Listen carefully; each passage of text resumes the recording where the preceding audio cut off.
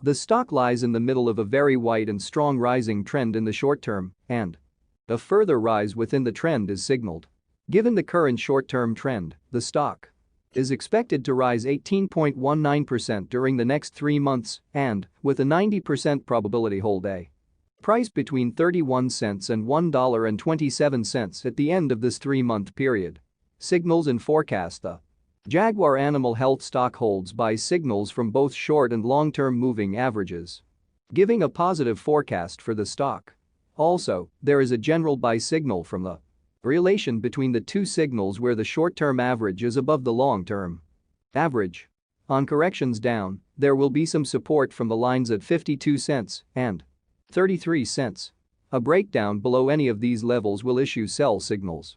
Furthermore, there is a buy signal from the 3 months moving average convergence divergence (MACD).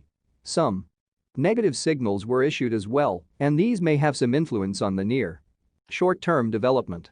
A sell signal was issued from a pivot top point on Wednesday, December 23, 2020, and so far it has fallen -33.18%. Further fall is indicated until a new bottom pivot has been found. Volume fell together with the price during the last trading day, and this reduces the overall risk as volume should follow the price movements.